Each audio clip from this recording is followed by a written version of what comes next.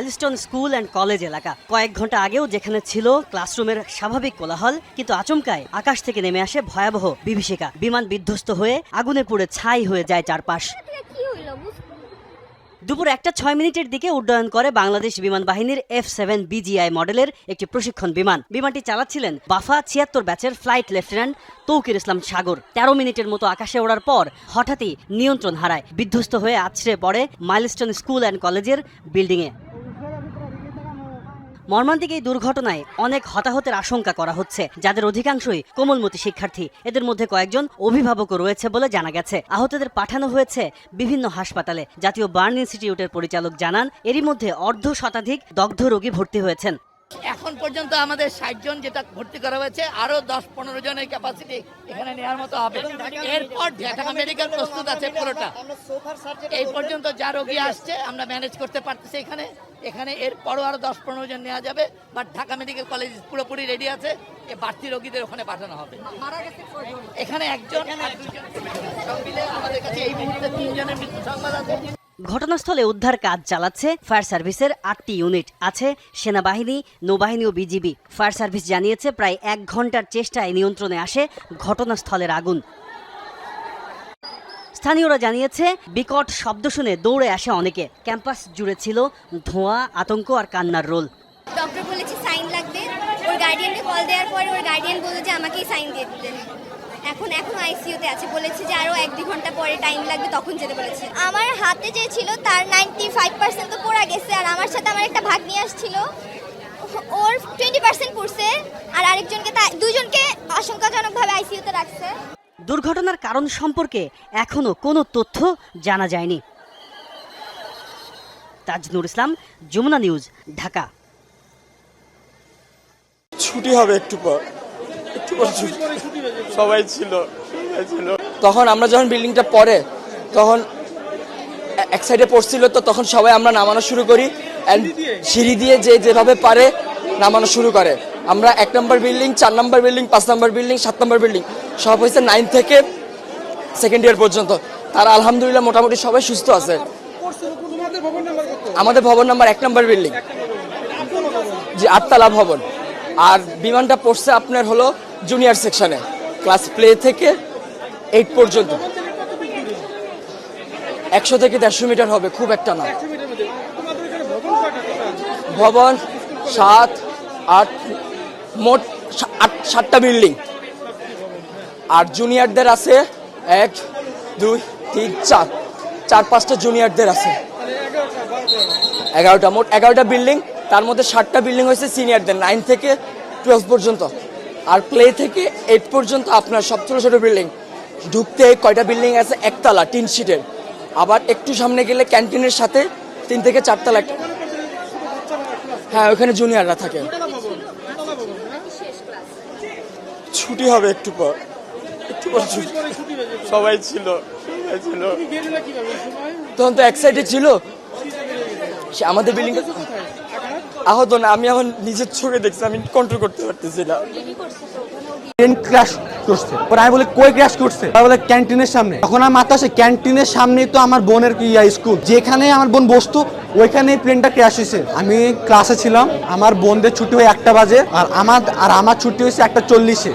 তো আমি যখন ক্লাসে উপস্থিত ছিলাম তখন একটা আওয়াজ হয়েছে, অনেক জোরে একটা আওয়াজ হয়েছে। পরে আমি আওয়াজ শুনেই আমি দৌড় দিয়েছি, দেখি প্রত্যেকটা ছেলে মেয়ে দৌড় দিতেছে। পরে আমি বলতেছি কেন দৌড় দিতেছে, বলে প্লেন ক্র্যাশ করছে। পরে আমি বলি কই ক্র্যাশ করছে, পরে বলে ক্যান্টিনের সামনে। এখন আমার মাথা আসে ক্যান্টিনের সামনেই তো আমার বোনের স্কুল, ওর কি হয়েছে। পরে আমি দৌড় দিচ্ছি, আমি দৌড় মধ্যে দেখি আমার বোন যেখানে বসে আছে, যেখানে আমার বোন বসতো ওইখানেই প্লেনটা ক্র্যাশ হয়েছে। আমি পাগলের মতো খুঁজতেছি আমার বোনকে, আমি পাচ্ছি না। আমি পরে দুয়ারে আমি দেখি যে ক্যান্টিনের মধ্যে আমার বোন দাঁড়িয়ে আছে, ওর মাথা দিয়ে ব্লাড ব্লিডিং হচ্ছে, প্লাস ওর হাত পা সব ফোসা ফুটে গেছে। প্লাস আমি যখন যাই তখন দেখি যে অনেকগুলো বাচ্চা 2 ভাগ হয়ে আছে, অনেকগুলো বাচ্চা ছোট ছোট বাচ্চা 2 ভাগ হয়ে আছে, গেটের সামনে 2 ভাগ হয়ে পড়ে আছে।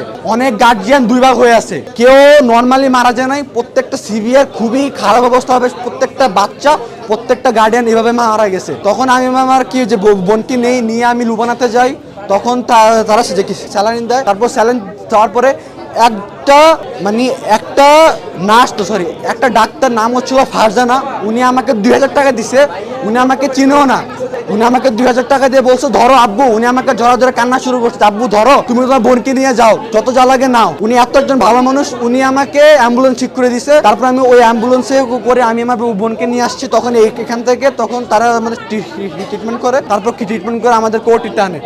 ক্লাসে ছিলাম তো এখন আমাদের কোচিং শুরু হয় নাই। যারা হচ্ছে এমটিতে খারাপ রেজাল্ট করছে তাদেরকে মিস সাজেশন দিতেছিল যে এগুলো পড়ো। হঠাৎ করে একটা অনেকজন বিকট শব্দ হয়েছে, মিস সবাই কান ধরে ফেলছে, মিস অনেক তাড়াতাড়ি করে কান ধরছে। পরে এবার মিস বলে যে কি হয়েছে, আমি তো ভাবছি যে আকাশ থেকে মনে হয় শিলা বা এরকম কিছু পড়ছে। পরে আমরা যখন বেরোইছি দেখি যে যেখান দিয়ে আমরা সিঁড়ি দিয়ে ক্লাসে উঠি সেই সিঁড়ির জায়গাটা পুরোটা পুড়ে গেছে। আর সিঁড়ির ওই পাশে কিছু 7-8-এর ছেলেরা পড়তো, ওদের ইয়েটা পুরো পুড়ে গেছে, সিঁড়ির সাইড পুরো পড়ে গেছে। ওখানে অনেকে মানে গড়াগড়ি করতেছে, 7-8-এর ছেলেরা তো ভয় দৌড় দিতে গেছিল, আগুনের পরে অনেকে গা লাল হয়ে গেছে, অনেকের খুব জামা কাপড় পুড়ে গেছে, তারা মাটিতে শুয়ে গড়াগড়ি করতেছে। আমাদের লর্ড মিস বলতেছে যে তো আমরা সিঁড়ির দিকে দৌড় দিতে, আমরা ভাবছি যে মিস যেটা বলছে এটাই ঠিক, আমরা সিঁড়ির দিকে দৌড় দিছি। মিস বলছে আগুন নিভে গেছে, ধোঁয়া উঠতেছে। আমরা এবারে গেছি, গ্যাস সরে দিছিল, পরে মিসে একজনের গায়ে পড়ে গেছে, আবার একটা 8-এর ভাই আমার গায়ের উপর পড়ে গেছে, পরে আমার একটা বান্ধবী আমার গায়ের উপর পড়ে গেছে। আমি অনেক কষ্ট ওখান থেকে উঠে আসছি। আর পরে বারান্দার যে গ্রিল কিছু ফায়ার সার্ভিসের লোক আসছে, তারপর কিছু আর্মি লোক আসছে, এসে ওরা গ্রিল ভাঙছে। ভাঙার পর আমাদের ওখানে ট্রান্সপোর্টের যে গাড়ি রাখা হয় ওখানে একটা গেট আছে, গেট ভাঙে গেট হচ্ছে জানলার সাথে দিয়ে লাগাই দিয়েছে যাতে সিঁড়ির মতো করে যাওয়া যায়। পরে 7-8 জন মিলে নামাইছে। কিছু আর্মি লোক মানে চারপাশে ছিল, আমাকে আস্তে আস্তে আস্তে করে নামাইছে। পরে যখন নামছি আমাকে দ্রুত করে নিয়ে কোলে করে নিয়ে গেছে, পরে রিক্সায় করে লুবানায় নিয়ে আসছে। হ্যাঁ, আমি বাইজিৎকে দেখছি, আলবিরাকে দেখছি, মেহরিনকে দেখছি, তাসমিয়াকে দেখছি, আর ভবনটার ঠিক ওই দিক থেকে আপনার বিমানটা ওই দিক থেকে আসছে, ওই দিক থেকে আসার পর ওই দিক থেকে ডিরেক্টলি ভিতরে ঢুকে গেছে। হ্যাঁ, ওই পাশ থেকে, হ্যাঁ মাঠের সামনে থেকে ওই দিক থেকে আসার পরে ওইখানে ঢুকে গেছে। আমরা আওয়াজ শোনার পর আমরা এখানে নিচে কাজে ছিলাম, ওইখান থেকে উপরে আসছি, আয়সা দেখি যে এখানে আগুন জ্বলতেছে। তারপর আমরা আগুন দেখার পরে ওই দিক দিয়ে নিচে ঢুকলাম, ঢুকে দেখি ভিতরে অনেক, তখন সাথে সাথে ফায়ার সার্ভিসের লোক আসছে এবং সেনাবাহিনী আসছে, সেনাবাহিনী ফায়ার সার্ভিস উদ্ধারের কাজে অনেক বাচ্চাকে। ভিতরে যারা ছাত্ররা ছিল তারা কি বাঁচার চেষ্টা করছিল কিনা, কিভাবে বেরোচ্ছিল তারা? তারা অনেকে জানালা দিয়ে বেরোতে পারে, অনেক দরজা দিয়ে বের হচ্ছে, অনেকে আগুন বয়ে ভিতর থেকে বের হতে পারে নাই। তখন হচ্ছে এখানকার সেনাবাহিনী ফায়ার সার্ভিস ওনারা এসে এখান থেকে অনেক উদ্ধার করেছে। অনেক বাচ্চা আমরা দেখতে পাচ্ছি অনেকে মৃত এবং অনেক বাচ্চা গা পুড়া গিয়েছে। আচ্ছা আচ্ছা, যে আশঙ্কা করছেন আপনারা, যেমনটি তিনি শুনছিলেন, ধন্যবাদ। উনি এই জায়গাটিতে পাশের ভবনেই তিনি ওয়ার্লিং এর কাজ করছিলেন। তিনি বলছিলেন যখন এই ভবনটির ভিতরে বিমানটি আছে পরে এবং অগ্নিসংযোগের ঘটনা ঘটে, তখন ভিতরে অনেক ছাত্ররা তারা চেষ্টা করেছিলেন জানলা দিয়ে বের হয়ে আসার। যারা আতঙ্কিত হয়ে ভিতরে থেকে গেছেন তারা হয়তো বা তাদের কপালে আসলে কি ঘটেছে এখনো পর্যন্ত সেই বিষয়ে কিন্তু নিশ্চিত হওয়া যাচ্ছে না। অর্থাৎ আপনি যে ভবনটি দেখতে পাচ্ছেন, আমার সামনেই যে ভবনটি দেখতে পাচ্ছেন, যে ভবনের ভিতরে তারা ভবনের ভিতরে যারা ছাত্ররা রয়েছেন এবং এরা স্বেচ্ছাসেবী যারা রয়েছেন, সেনাবাহিনী যারা রয়েছেন, ফায়ার সার্ভিসের সদস্যরা রয়েছেন, তারা কিন্তু পিছন থেকে ভবনের যে জানালা রয়েছে সেই জানালা ভেঙে ভিতরে প্রবেশ করছেন। অর্থাৎ সামনে দেখতে পাচ্ছি ফায়ার সার্ভিসের 2-3টি গাড়ি, একটু আগে হেলিকপ্টার যোগে হেলিকপ্টার এসেছিল, সেখানে আহত যারা আছে তাদেরকে নিয়ে যাওয়ার জন্য। এবং দেখতে পাচ্ছেন যে এই যে ভবনটি, এই ভবনটি থেকে ভবনটিতে আগুনের লেলিহান শিখার যেই চিহ্ন, সেই চিহ্ন কিন্তু আপনারা দেখতে পাচ্ছেন। অর্থাৎ এই জায়গাটিতে, এই ভবনটিতে তখন ক্লাস চলছিল, 1 থেকে ক্লাস 8 পর্যন্ত যেই সেকশনটি রয়েছে সেই সেকশনের ছাত্ররা এখানে মূলত ক্লাস করছিল এবং সেখানে এসে আসলে আসছে পরে এই বিমানটি। এবং দেখতে পাচ্ছেন যে উৎসুক জনতা এবং এছাড়াও যারা সহযোগিতা করতে আসছেন স্বেচ্ছাসেবক যারা, তারা কিন্তু অনেকটা হিমশিম খাচ্ছেন এই উৎসুক জনতার কারণে।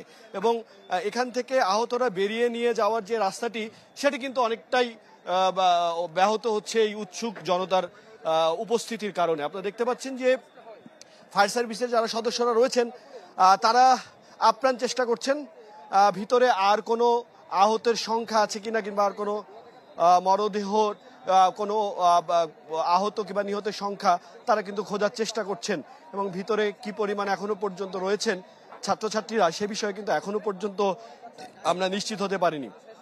সব থেকে বড় এখন চ্যালেঞ্জ সেটি হচ্ছে এই যারা উদ্ধার করছেন তাদের কাছে সব থেকে বড় চ্যালেঞ্জ ভিতরে যেহেতু ক্লাসরুম এবং প্রচুর আমরা জানি যে সেখানে যেই বিমানটি আশ্রে পড়েছে সেই বিমানটি মূলত আশ্রে পড়ার পরে অগ্নিসংযোগ ঘটে এবং যার কারণে ভিতরে যারা ছিলেন তারা কিন্তু বার্ন হয়ে গেছেন।